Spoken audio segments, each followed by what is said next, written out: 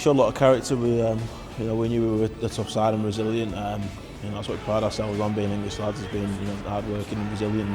And we proved that today. We just didn't have enough probably quality in that game to finish them off and to sort of kick on. But I think the possession count must have been high, in their favour. So there's a lot of positive to take out of it, but at the minute it's a bit disappointing.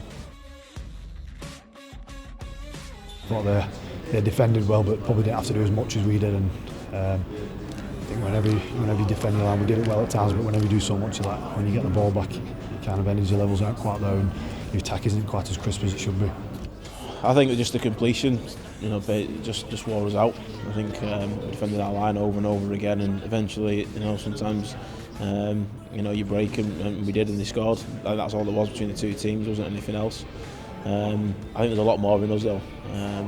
I think probably, even though we were on the back end of the completion side, we've come out of the game the fitter side, and we could have played again for another 20-30 minutes quite comfortably.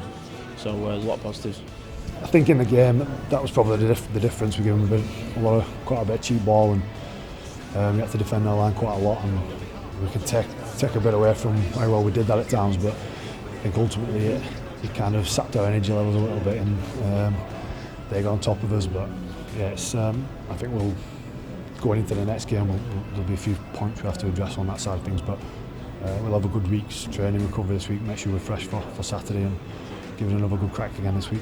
We hung in there. It literally was that try just after the break of half time that was the difference. But the courage and the effort of all the lads, I think, was fantastic. Nobody threw the towel in, and we stuck with it to the end. And I think if James Graham's try gets given, it's a different ending altogether. So I suppose these big games, they're on a knife edge, and lucky for us tonight it went their way. But obviously they deserved it. They improved on last week's game, and going forward to next week we need to improve again.